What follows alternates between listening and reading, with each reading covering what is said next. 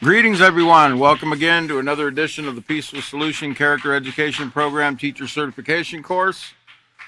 If you're joining us here in the headquarters of the Peaceful Solution, please be seated. Thank you for joining us online as well.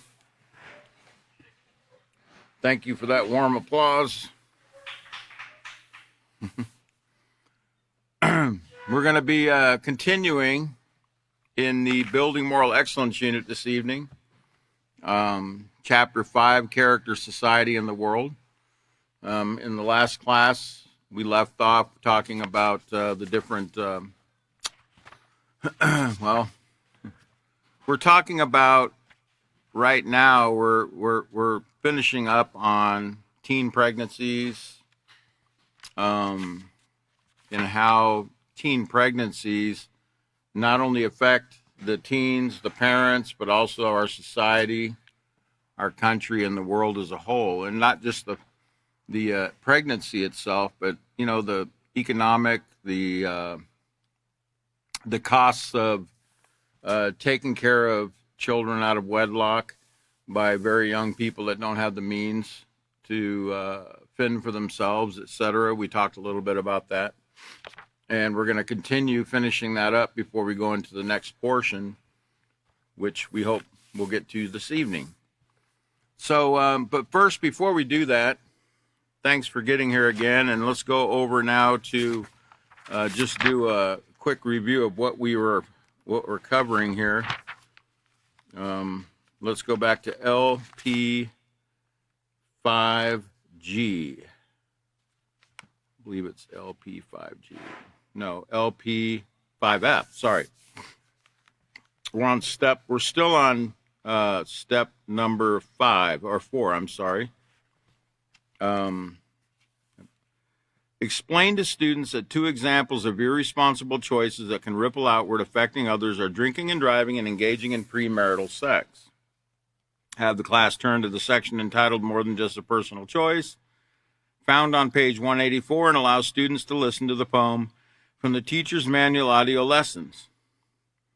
And they can follow along on page 185. Have students complete the accompanying exercise called Understanding the Main Point on page 186 or assigned for homework. And follow up on home assignments by discussing their answers as a class. Emphasize that when we maintain a moral character, we think not only for our own needs and wants, but others as well.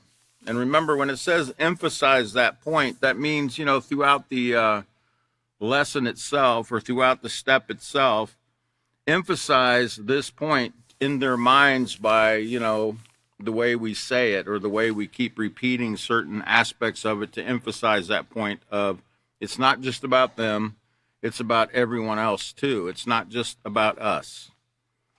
Remember, there's a ripple effect of all of our behaviors. So let's go over with that in mind to where I left off in the last class, and it's on page 188. Remember, we were talking about the question of the day, why should society deal with teenage pregnancies? Because teenage pregnancies, as you remember, are at an epidemic proportion, which means it's out of control. And many young women leave school to have their babies and they don't resume studies. Remember, they found it difficult to handle school and parenthood at the same time, so they choose instead to drop out. And then normally they'll turn to government funding, government-assisted programs at the state and federal level, which, you know, even the state programs are funded by federal agencies as well. In fact, they count on a lot of federal funding. Or they turn to their parents, who are pretty much living to paycheck nowadays too, right?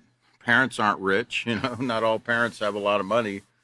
So they turn to their parents to help support them in that choice that they made. And, you know, most parents, I'm not going to say all of them, I don't know what percentage it is, but I think for the most part, parents would rather their child keep their baby than abort their child. So a lot of times parents will say, you know, we'll take care of the baby, you know, just continue your schooling or whatever. But a lot of parents give them money to get an abortion. Okay. As we saw, I think it was one of the stories you read here, but it might have been in one of the articles I read. Okay, so I left off. If we can put up that slide, and I hope my monitor's on. This monitor is not on. I see help is on the way. Okay, yeah, I got to have this monitor to be able to read my slides because I really can't see that far. But I'm going to read what it says. Many communities, in the middle of that page 188, it says many communities provide parenting classes, counseling, free baby food, clothes, and diapers. Remember we talked about those free services and how they're not free. And they're made available by public and private organizations. And remember, if those public and private organizations that are raising money for different things to help in the community, you know, they, thank you, could use it. This money could be spent on something else. You know, it doesn't, but instead it's being spent on things that really don't need to take place, shouldn't take place, and a lot of other things are being neglected because of it. Like, for instance, there's a group of women in Laredo, Texas called the Women's City Club that used to raise money for nonprofit organizations, and every year they used to give the Peaceful Solution Character Education Program a nice little reward to bring forth the peaceful solution in that community. So, you know, if they had more money available and they didn't have to fund all these different other organizations that are created, you know, because of certain negative behaviors that people are committing, more money could be given for education. Okay, now it says, even with many of these support services, the strain of caring for another human being often becomes overwhelming to young parents. And in most cases, young mothers end up with the majority of the parenting responsibilities and are unprepared for the sacrifices they must make in order to successfully raise children. Think about it. You think a teen does a teen know anything about sacrifice? You know, about prioritizing, unless they've taken the Peaceful Solution Character Education Program. Obviously, they haven't taken the responsibility unit, or they wouldn't have gotten pregnant at such a young age out of wedlock. But they're not thinking about, you know, monetary costs and what this is going to do to their parents or whoever else is having to support them. The time, the money, and everything else that takes.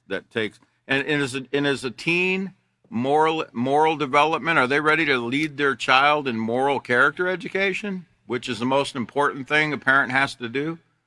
No, they're not, because they themselves haven't been taught yet.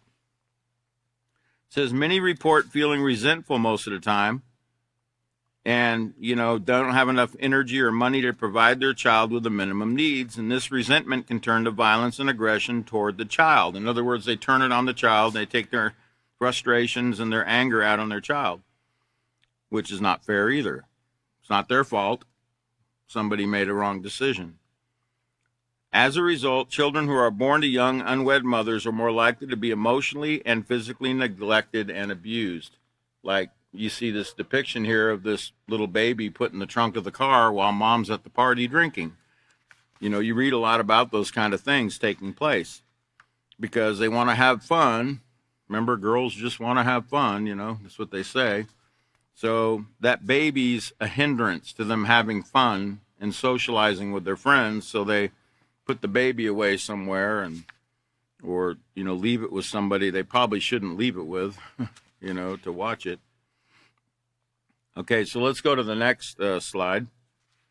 It says, numerous studies prove that children who grow up in homes where there's lack of proper adult supervision, whose teachers are television sets and movie theaters, and as you can see also I added that phone, that smartphone, because nowadays a lot of them aren't sitting in front of a television set.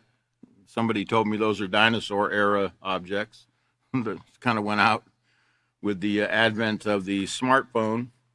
which they can carry everywhere they go, including bed. They can lay under their covers at night, you know, with their cover over their head, pretending they're sleeping while they're watching pornography and everything else on that phone. That you're calling it a phone, but it's actually a computer with a movie screen, and they can watch every filthy act being taking place because they have access to that worldwide spider web that gets a lot of children caught. Did you know that here in America, one of the biggest addiction centers is for pornography for children as young as 11? One of the biggest addictions right now is pornography. It's not just drugs anymore. And pornography does a lot to destroy a person's mind. Chris might talk more about that at some point. He's pretty well studied on that, about what pornography actually does to the person's mind. It's actually a mind destroyer. Pretty much like that social media that people like to spend so much time on. I don't know. I used to be on Facebook frequently years back because I had a Facebook page for Peaceful Solution to promote the work we were doing in Laredo, Texas. But anymore, I pretty much opt to stay off of it unless I'm watching some kind of class like this one right here. I'm watching a Peaceful Solution class or some other Peaceful Solution event. Other than that, it's just a trap. It's now they have those Facebook reels, you know, where you know, it's kind of like TikTok, you know, you're scrolling down and it starts playing, you know, you don't even have the option of pushing it to play. It just starts playing, you know, to catch your attention. It's just a trap. It's waste of time. And you see a lot of things you really shouldn't even be looking at. So, okay, now it says, let me continue on that. Am I done with that slide? No. It says, so their teachers are television sets and movie theaters, and they have a poor self-concept. You know, they have a self-concept, meaning, you know, the way they see themselves in relation to the world and those around them. They don't really have the moral development to think to really, how can you really respect yourself unless you're taught to respect yourself? How can you really respect yourself unless you've gone through the respect unit of the Peaceful Solution, where you can learn self-respect and respect for others, right? So they don't have a great self-concept without those particular moral character traits being taught. And Hollywood's not going to make it much better in the music industry. It says they're more likely to engage in premarital sex at an early age. Why? Because they're being bombarded with sex. You know, sex. It sells, they say. They're more likely to engage in premarital sex at an early age, become pregnant, and subject their children to the same neglect that they suffered. So you see, it's this, what do you call it? Vicious cycle. Yeah, vicious cycle, you know, until somebody breaks it through education, because that's usually how it takes place, is through education. Values change. They start to see that, you know, they've suffered enough. They've seen through experience, you know, what these things bring, and they decide, I want to get off this train, or, you know, this merry-go-round, they call it, vicious cycle of suffering and death and sickness and disease and all this other stuff that comes with the immoral conduct. It says this is a clear example of how individuals' choices can affect even future generations. Remember, these sexual acts are not just affecting you and your partner, but you're also passing these things down generationally. Remember, we talked about congenital, I think I mentioned congenital syphilis last class, where congenital meaning the baby contracted that disease through the birth canal of the mother who was infected with syphilis. And if you think syphilis is a thing of the past, think again. It's a huge epidemic right now, syphilis. It's made a huge comeback along with the other 124 sexually transmitted diseases. And if you don't know, why is there 125 sexually transmitted diseases? And there might be more now. They're mutating all the time, but last I heard there was 125. There's I think there's 116 strains of the human papillomavirus alone. Okay, so, and HPV, which, causes cervical cancer in women. Remember I mentioned to you last class about cancer. Yes, cancer is contagious. Cancer comes from STDs. Okay? I think we explained that back in the self-control unit. Okay? Go back and watch those classes, particularly on self-control in the environment, and I think the chapter leading up to it. We talked a lot about how these STDs are affecting people. They're affecting all the environment, the water, the air, the land, people's bodies. You can catch them in more ways than you think. You don't have to sleep with somebody to get an STD. Sad to say. You can get it through the ripple effect of somebody else's behavior. But there are things you can do to protect yourself. Okay, so now I'm thinking I need to read this. I want to read this poem, but I want to make sure I'm not skipping something here that I shouldn't be skipping. Let's go back here. Bear this in mind, 190. Yeah, okay. Let's go back to LP5F.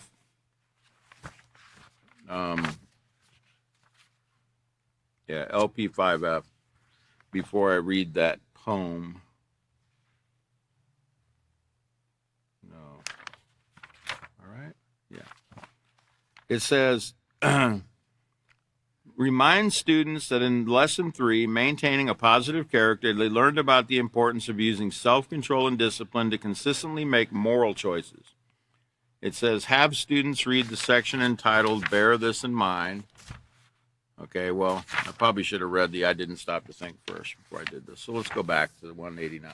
So let's read the following poem about a young woman's choice and the ripple effect that it had on the people around her. We're talking about the ripple effect. So let's put up that slide that shows the poem. It says, I didn't stop to think. It says, at the clinic I went to the other day, what are these kids thinking? I heard a nurse say. Then she continued with a shake of her head, if only they would choose to remain virgins instead. If only they would choose to remain virgins instead. The choice to remain a virgin, yes, it was mine to make, but I didn't think of the lives that would be at stake. I didn't stop to think beyond that one night. I never really considered what was wrong or right. I didn't think how it would affect my mom and dad, my grandparents, and even my teachers. I've made them all so sad. But the life that will be affected most of all is this tiny life inside me, so innocent and small. I always thought it would occur to someone else, but not me. I never thought about the life that would come to be. What plans do you have for the future? The counselor asked today. Should I quit school and go to work? I didn't know what to say. My baby's father said he'd try to do his best. Still in school and no job. Will he stand this test? If only we had stopped to think beyond that one night, to consider what was wrong and what was right. Yes, the choice was mine to make, but I didn't consider all the lives that were at stake. And how could she? You can only consider what you're taught to consider. The only options you have is the options that you've been taught. They only find out what their options were after they make the choice. Then they're like, oh, you mean I could have done this, or I should have done that, or I could have done this? They find out afterwards most of the time. That's where the education normally comes, and the instruction comes after they make the bad choice. And really, it should come before. That's why prevention, how do they say, an ounce of prevention is worth a pound of cure? It's better to teach. And even if you think they're not listening, it's better to teach them so that way it's at least it's there with them, so that when they're facing something like that, they might stop and think twice before doing something. Doesn't mean they always will, but at least they have the information. At least they've been provided with the information. Okay. So let's now go back. Let's look at the next page where it asks the question on page 190. What was the ripple effect of the writer's choice? The writer of this poem. What was the ripple effect of her choice? It affected the life she was carrying, her father and mother, grandparents, teachers, the father of the child, and her counselor. And, you know, how do you think it affected the parents, the grandmother, the grandparents? You know, it used to be pretty shameful that these things took place in society. And it would bring shame on the parents. It would bring shame on the grandparents.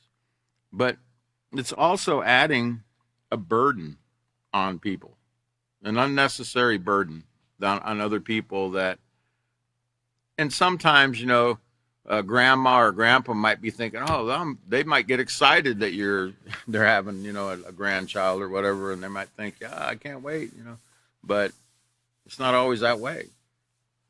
And it just used to be a shameful thing, the conduct that we see today, and now it just seems normal to see a little girl walking down the street pushing a baby stroller, right? But it shouldn't be. Children that young shouldn't be engaging in these things. Okay, so let's now go back to LP. Let's go back and read the lesson, the purpose objective here. LP 5G, right? No? Yeah. LP 5F. Yes. We're on step 5, where it says, remind students that in lesson 3, maintaining a positive character, we learned about the importance of using self-control and discipline to consistently make moral choices. Have students read the section entitled Bear This in Mind on page 190. Implore students, that pretty much means beg, to always ask themselves the 3 questions as outlined in the text before making a choice that could change the outcome of their lives. So let's go ahead and put up that next visual for the people at home. Bear this in mind. It says, the choices you make can affect others, so incorporate self-control into every decision you make. Remember, what is self-control? It's the ability to stop, think, weigh out your options, and proceed with a moral choice or a right choice. It says, when faced with a moral choice, remember it's your character that is at stake. In other words, your character's on the line. So stop, think, and ask yourself the following questions. Am I making the right choice? Okay, well, how do we know if it's the right choice? Well, it's not going to engage in premarital sex. It's not going to engage in underage drinking. It's not, which leads to premarital sex. I told you, when you're not in your right mind, you know, I used to know girls that would have multiple partners in one night because they were drinking. And the guys, they didn't give a second thought to it. They didn't care. They just wanted to fulfill their lusts. That's all they wanted to do. And nobody's in their right mind. Everybody's doing whatever it feels natural. Okay? So when you're not in your right mind, you can't make a right choice. Okay? And that's the kind of things that take place, which leads to teen pregnancy, which leads to STDs, which leads to abortions, etc. And it just goes on and on. Leads to an economic burden on everybody that has to pay all these taxes for all these programs. It just goes on and on and on. And then remember, the STDs affect not only the people, but the planet and the atmosphere. Okay? So everything's being affected, even at the micro level, the microorganism level. They're suffering because of STDs. Secondly, will my decision affect the lives of others? Will this decision affect the lives of others in a negative way? What consequences can arise from my decision? What consequences can arise? Long and short term, immediate and long-term consequences. That's what we need to think. We need to ask ourselves if we're making the right choice, how our decision is going to affect the lives of others, including our own, and what consequences can arise from that choice, that decision, or that judgment even, you can call it. Because you're making judgments all the time. You know, some people think, well, I'm not a judge. Yes, you are. You're judging every minute of the day. In everything you do, you're judging. You're deciding. So, set your mind in advance not to jeopardize your life or someone else's by making choices that are irresponsible. Keep in mind that you are constantly interacting with others. Your choices and decisions have the potential to affect even people you do not know. Yes, even future generations. Or the guy down the street, or the guy halfway across the world, or the woman halfway across the world that's drinking water that's contaminated with something that's a byproduct of your premarital sex, including drugs. Did you know there's drugs in the drinking water? I think we talked about that too, right? People have to take these drugs because they have STDs or they have some other ailments that come from STDs, that come from premarital sex or unlawful sexual relations. They have to take drugs, and the drugs come out, you know, they go in one end, they come out the other, and they get into the drinking water. And the drinking water, the water filtration systems in the cities can't filter it out. It's too micro, so it just passes right into the drinking water. And in some places, I don't know if you remember, I don't even know if we mentioned that part of it, but I think in Colorado, there was a news story about how the estrogen level in the water was so high that the fish were turning from male to female. High levels of other drugs, mind-altering drugs, also like in Britain, I think they said the water had a lot of what are those called? People that are on drugs for bipolar type things, issues, is in the water, and there's high levels of it, and people are drinking it. So don't think that your choices aren't rippling out literally in the water.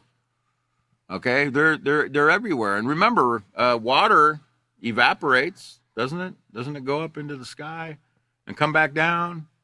It's like constant recycling system going on there. You know, there's no new water being produced anywhere in the earth. It's just constantly being reused over and over again. But those STDs live on and on. Okay, when you die, they just find someone else to get into or something else to inhabit. That's a host. They call it another host.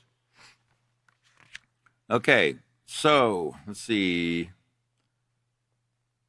So your choices and decisions have the potential to affect even people you don't know. Maintaining a positive character means to consistently make choices that demonstrate self-control, discipline, and responsibility. So what is discipline? It's just learning to do something over and over, right?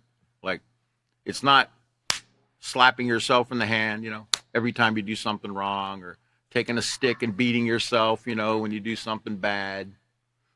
Most people, when they think of discipline, they think of a beating or something. You know, that's not how it works. In fact, the last resort should be a belt.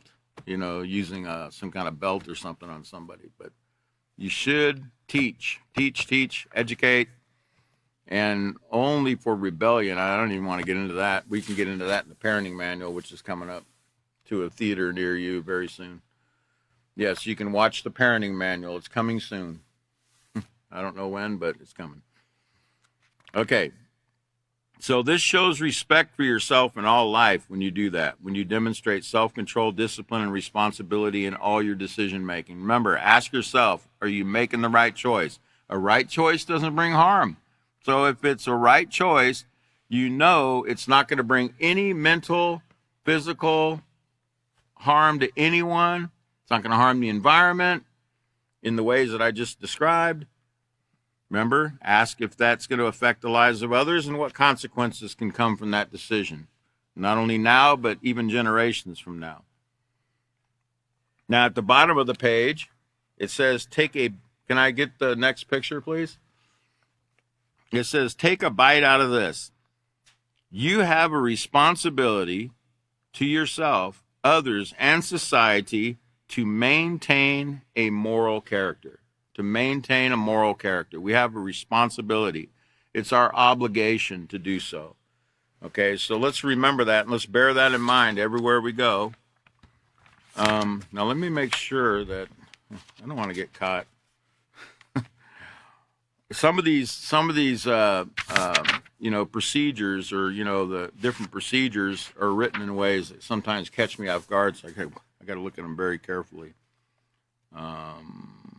Yep, there it is. So you see how I just got done reading you number 5, and now we got to go to number 6 on LP5G. You see how quick that was?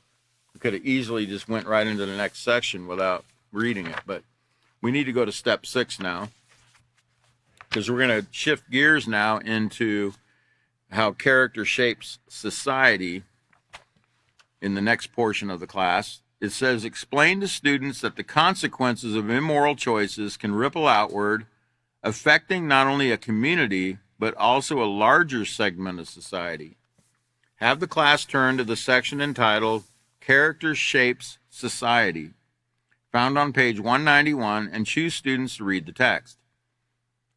And remember, when you choose students to read the text, it's probably best not to call on them, get volunteers, because sometimes you put people on the spot. I've done it myself, where I call on somebody to read and they're not a very great reader and they get embarrassed. So it's best probably just to get volunteers, have somebody raise their hand. And then if nobody raises their hand, you can possibly volunteer somebody that you already know knows how to read, okay? But we don't want to embarrass anybody. So it says, be sure that the students have a basic knowledge of how the economy functions. Okay, now this is important. This is what we're going to look at tonight, because we got to have that understanding of economy.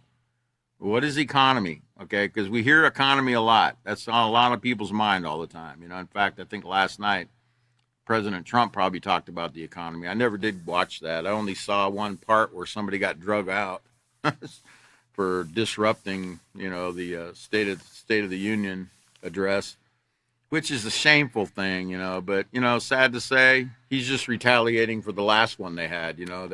Now there's a Republican president, so now the Democrats are going at it. But last time there was a Democrat up there, and the Republicans were acting up. So, it's like a bunch of school children, watching this back and forth, and it's a shameful thing, I want you to understand, I've been in that gallery. I've been there where they have those the Peaceful Solution Character Education Program representatives have been there many times in that gallery where they have those State of the Union addresses. And it's an awesome spectacle, to go. It's an honor to go in these places and actually watch what takes place with lawmakers. And it should be a respectable environment. It shouldn't be what we see now, with all the signs and the things that they're doing to protest and things like that. It shouldn't be done. It's just not. It's not becoming of people that have that high standing in our society. But it shows the lack of moral character that's been taught to even them. Okay, and that's all it shows. It just shows that how far we've gotten away from these simple, basic moral principles, where even our lawmakers that are supposed to be upholding the law are actually showing a really horrible example to the children of how to act. Okay, and so we need to go back to Washington, D.C. again, Chris. Catan, Jeff, children, everybody, David. All right. I know they're all going, oh, no, not again. It's a long drive, man. I'll just give you an idea. It's about a 27-hour drive, I think, from here. Straight driving. We don't park somewhere and take a break. No, we have motorhomes that, you don't have to get off to go to the bathroom. There's bathrooms on the motorhome. You don't even have to get off to eat. You can just eat on the motorhome. Now, you might have to stop to get the food off another motorhome so everybody can eat, but it's straight driving, man. And it's it's by the time you get off that thing, man, you're ready to get out of that vehicle, because it's like being on a ship, being tossed back and forth, man. You're ready to just all over the place. I don't like it. Unless I'm driving, I don't like it. And they don't like me driving, so I have to I don't know why, man. I got such a bad reputation for driving. I don't get it. I've driven hundreds of thousands of miles back and forth, and the only accidents I get into are the people that hit me. You know, like the deer, you know, and all that jump out in front of me, you know. Not my fault. I don't do anything. Okay. So let's go now. It says, okay, so be sure that students have a basic knowledge of how the economy functions. The exercise on page 195 can be assigned for homework. So let's go over to page 191. Let's get started. Let's get started on character-shaped society. At the top, let's go ahead and, no, I don't have that slide. Let me read you what it says at the top. It says, who would have thought that a little thing like honesty could make such a big difference to our economy? Now, I want to paint a picture for you, because when this book came out in 2003, President George W. Bush was president. George W. Jr. He had just taken over a couple years before, and there was a lot of stuff going on with dishonesty in the economy. There was, you know, you had huge companies going down, like Enron, as we're going to read later on in the chapter. Enron. I was in Houston, Texas, when Enron fell. I was living there. 5,000 people in that community lost their job. Okay? They got up one morning and found out their company was a fraud. They didn't have any money, but they thought they had billions and billions of dollars. These people had 401ks, their life savings. They had over 20 years of working there. And they woke up one day and found out it was all just a fraud, that just a few men at the top had ruined it all. So it was a horrible time. And then all the vultures came in, you know, to take advantage of those people that lost their jobs.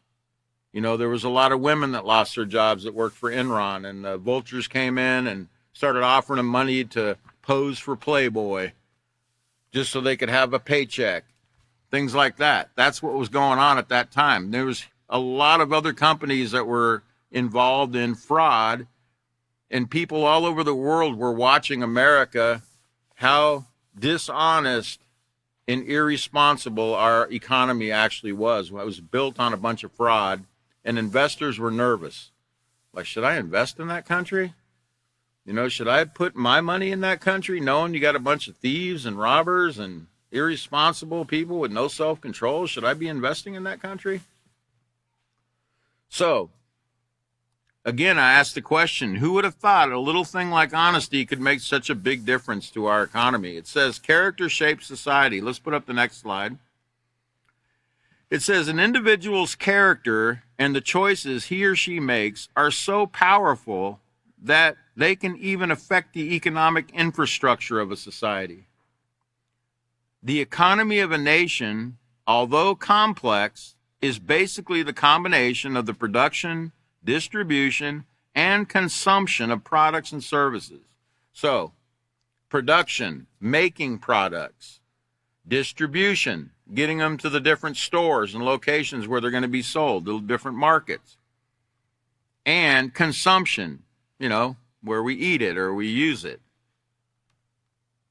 A nation that has a strong, stable economy is made up of numerous businesses and companies that are able to provide its citizens with jobs, products, and many other services.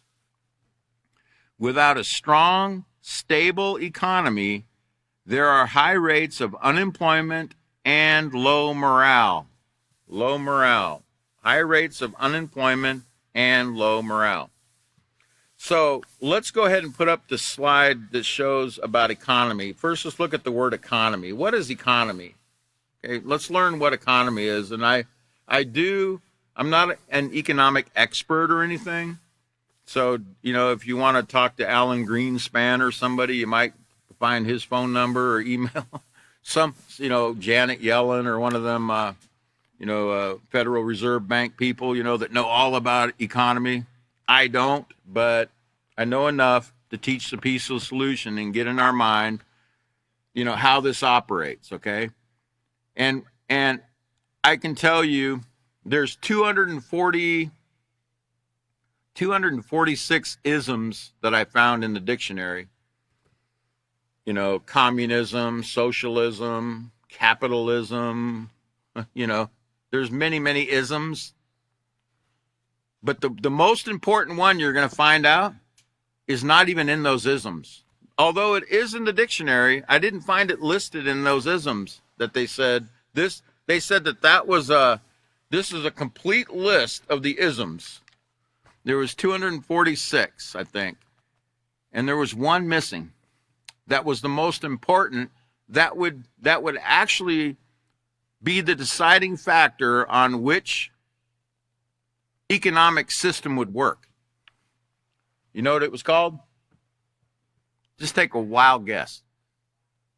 It's on your book. Not capitalism. Characterism. Look it up. Characterism. It wasn't in that list, but it's in the dictionary. And that's a deciding factor on whether an economy will actually work. So let's learn about economy first. What is economy? Now, we knew when we were growing up when the economy was, it was our piggy bank. We put money in there and we saved some money so we could buy some bubble gum or some candy or whatever else we were saving up for, possibly a kite or, a bike or something like that. And when we were ready to get into that piggyback, if it didn't have a little thing underneath that you could open up, we just broke that bank and got into it, right? All right. So, but that's a little more complex than that now that we're a little older. It says, the economy is a system in which people and organizations produce, distribute, and consume goods and services, which we just got done reading right here in the book. It involves the use of resources such as land, labor, and capital meaning like money, to create, or, real estate, to create wealth and satisfy people's wants and needs. Economies can vary widely in their organization and can be influenced by factors such as government policies, technological advances, and cultural values. Okay, so we live in a big world, and not all economies are the same, okay? We live in a capitalist, they call it the capitalist West. Most Western countries are capitalist, okay? Where many Eastern are communist or socialist countries. Even down in South America, you have socialism. You here in the capital West, people own property. People own things. Okay, remember that's one of the basic tenets of the peaceful solution, is it not? Ownership, right? Everyone has the right to own things. All right. Did you know in some countries you don't own anything? Got it? Some countries, the state owns everything. All right. Some countries, the community as a whole owns things. Like it's like the basic tenet of communism would be like a commune. In a commune, everything is shared amongst everyone. You don't have classes like rich, middle class, and lower class, or poor, so to speak, because in the commune, everybody's given what they need equally. Okay? So in capitalism, it's different. And we're going to learn what capitalism is, because that's the one it really focuses on, because that's in our society. Capitalism is the economy that we actually use. Okay, so let me go ahead and put that back up again, that slide, please. No, the last one. Okay. Now it says on the bottom, it says the study of economics helps us understand how individuals, businesses, and governments make decisions about the allocation of resources and how these decisions impact society as a whole. So the study of economics, some people have taken, actually, I think Chris might even have a degree in some kind of economic studies because he's a business owner. A lot of business owners get degrees in business science and stuff like that. But I never had any of that. A lot of the things I learned about economies and capitalism and those kind of things, I learned in the Peaceful Solution, through studying articles and stuff. I never really was interested in anything like that. All I cared about is what I needed at the store. If I had enough money to get it, it wasn't really a thought in my mind about, the structure of all these things. And, but you always heard, like, especially around election time, the economy was always the number one thing on people's mind. The economy, what are you going to do about the economy? The price of bread is too high. The price of milk is too high. Housing is too high. Gas is too high, etc. We need to get those gas prices down. Well, we're going to learn that it's not the economy, dummy. It's not the economy that's the problem. Question: what makes up a society? It's the people. People make a society, right? So wherever you go, we have different societies, and we even have societies within societies. We even have secret societies. But nonetheless, they're just people. People make up societies. So economies are made by people. Okay? So whether that economy goes south in the red or whether it goes in the black depends on a certain ism that I just mentioned. Characterism. Characterism. Let's go to the next visual. In the book, on page 191 in the middle, it says, many nations have an economy that is based on capitalism. Capitalism is an economic system that is characterized by private and corporate ownership of businesses and companies that have the potential to yield a profit and an income. Therefore, the name capital. Capital like increase in money. The income of a corporation is derived in several ways, from the selling of merchandise and services to selling and trading stocks to investments. They even have the what they call the venture capitalists, these guys that have a lot of money that see certain people that have really great ideas, and they say, hey, you know what? I'd like to invest $1 billion in that idea you got right there. All you got to do is give me a cut of the money once you start making money. You just give me a cut. You give me a percentage. And that's how it works, because a lot of these guys, if you read about how a lot of these guys that had startups like Bill Gates, Microsoft, or Apple, these were guys that were working out of their garage at one time, but they didn't really have money to fund the things that they needed. So they had to have venture capitalists to give them money just to be able to promote their idea, to produce the products they wanted to sell, etc. And now venture capitalism for years has been a huge deal down in Silicon Valley. You need to read about it, the venture capitalists of Silicon Valley especially. It's a really, really fascinating read. You can learn a lot about how venture capitalists actually, venture meaning, risk. It's a risk. Because they're giving you money and they're hoping that, whatever you're trying to sell or whatever product you're trying to make is going to succeed. Okay. But it's called risk taking. That's why they call it venture capitalism. Okay. So let's look at the next slide. So it says many nations have an economy based on capitalism. Capitalism is an economic system characterized by private and corporate ownership of businesses and companies that have the potential to yield a profit and income. So it's talking about making money. The income of a corporation derived in several ways from the selling of merchandise and services to selling and trading stocks to investments. So let's look at the next visual because I wanted to show you some characteristics of capitalism. Okay,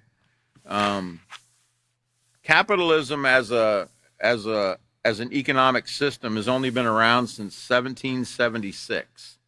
Okay, man named Adam Smith. You know, sounds like a made-up name, right? But, you know, those guys back in the old days, they used to have names that sounded so simple, you know, Johnson, Smith. But, yeah, Adam Smith was considered the founding father of capitalism, okay? And there's different forms, you know, these economies, you know. The men over the years have come up with different ideas. Because if you think about it, even money, you know, a lot of times we think of money, we think of our money, you know, like the dollar bill, coins, quarters, dimes, nickels, pennies, etc. But, you know, in some countries, they don't use anything like that. I saw a country one time where if you wanted to buy a gallon of milk, you had to bring a big old rock and put it in someone's yard. Because they use these big stones for money. That was the money. Remember, money is what you decide is that you're going to use for trade. You can use anything. You can use seashells. There's some places that do. There's some people that just barter or trade. They don't have any money. They just barter or trade services. You know, hey, I need a haircut. Well, I need some chicken. Okay, you sell chickens? Or you have chickens? I have some clippers. Nice to meet you. You know, you get your chicken, he gets his haircut. Remember that interdependence we talked about, how we're all interdependent on one another? So there's different forms of trade and bartering and monies. Money's not all the same everywhere you go, you know. You'd be surprised. Look up the word money on Wikipedia and just look at all the different forms of money all over the world, and you'll be shocked at some of the things people use. But you should learn. So let's look at some characteristics of capitalism.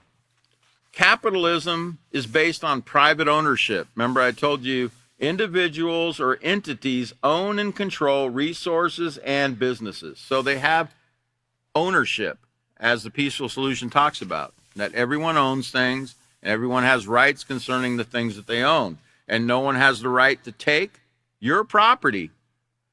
That's written in the Constitution of the United States, you know. You have property rights. Nobody can even search your property without proper papers, without search warrant, etc., probable cause, and all those other things. Learn your rights. You know, you should learn your rights. It's very important. Another characteristic of capitalism is market. It's a market-based economy. That means prices and production determined by supply and demand. You know, if there's a high demand for a certain product, then they got to make a lot of it. If there's not, then they don't. But it's all based on supply and demand. Now, I want you to also remember something. Remember what I talked about character in the economy? Characterism? Some people, like for instance, when there's a hurricane in Houston, there's a big demand for toilet paper, or there's a big demand for a certain product, gasoline. Okay, let's just use those. They have what they call price gouging. You've heard of that, right? Where they raise the price like $30 for a gallon of gas when it's really only supposed to be $2.50. Because they're taking advantage of the situation and the people's problem they're having. Okay? Price gouging is actually illegal, but people do it because of why? Why do people do that? Character. Negative character, right? Somebody said greed. Yes, greed is negative character. Remember, selfishness is negative character. Instead of rolling back the price for people that are having trouble, oh, they're raising it, right?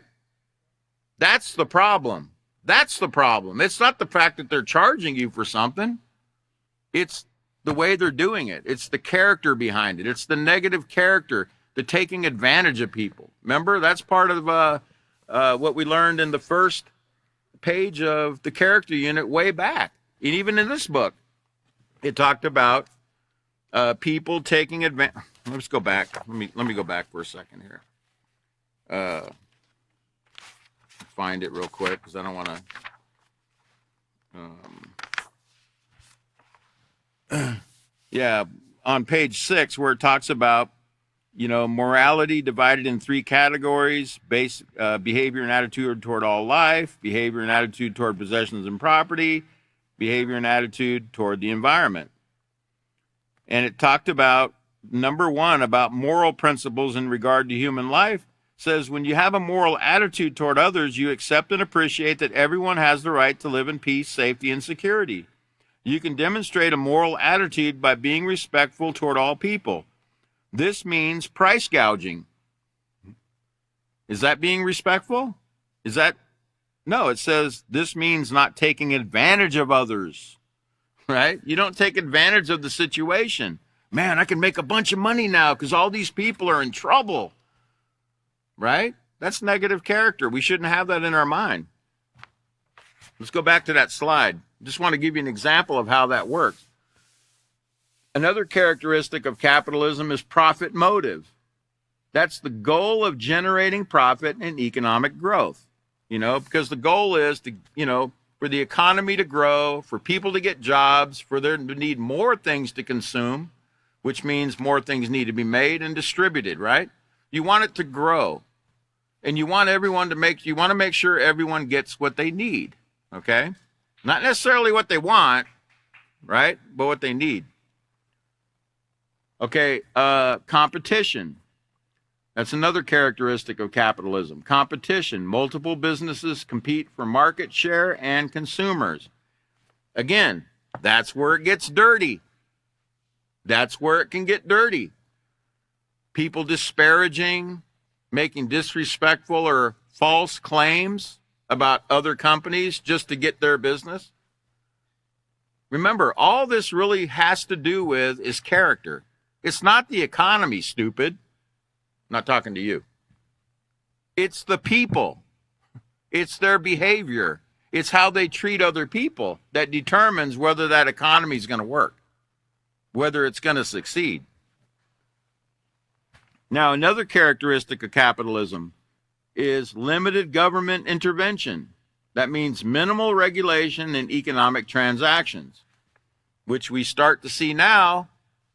That's changing too, where you have the government. You can't spend over a certain amount of money without the government sending you an agent saying, what are you doing?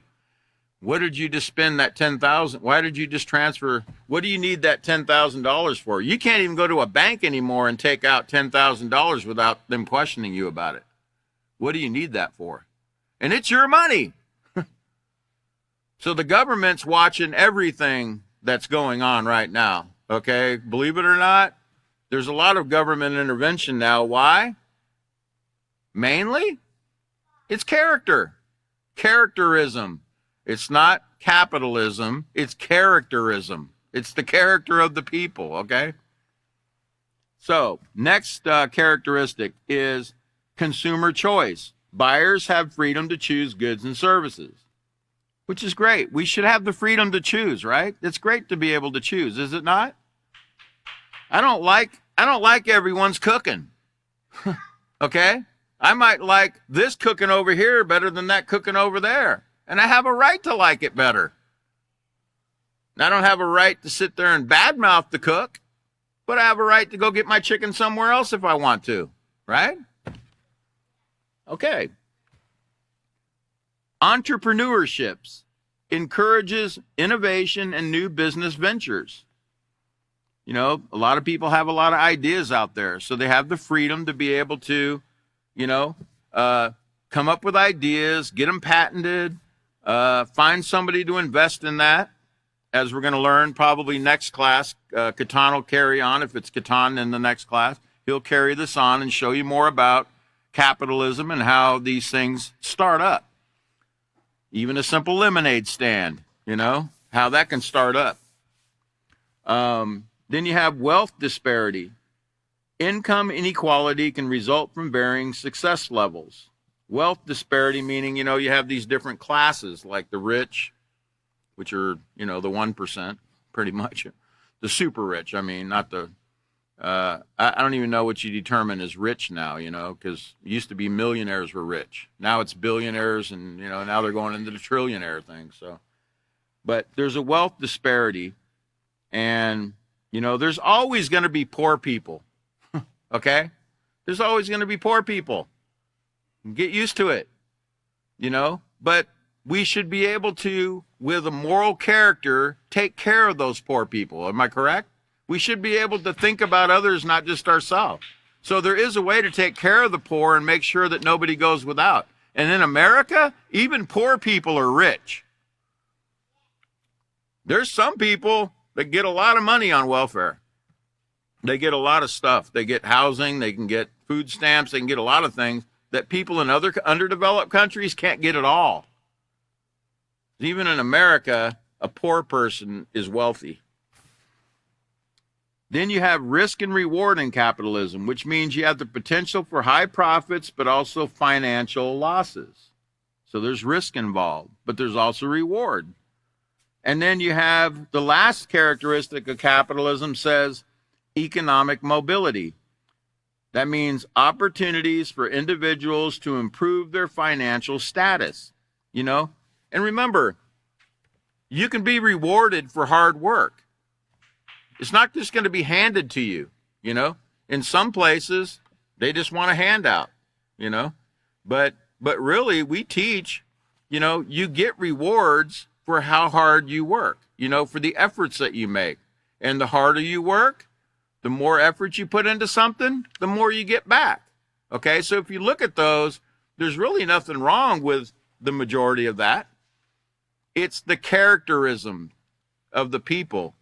And I'm sure hopefully when Catan talks next time, he'll bring you that from Webster's dictionary, the word characterism, just testing you. Okay, so my time is up tonight. We'll pick up on that page what page was that? 191. We'll pick up in the middle of page 191 next time. Next class will be Sunday, March 9th, 2025 at 5:30 p.m. Central Standard Time. Hope you'll join us. Have a great evening.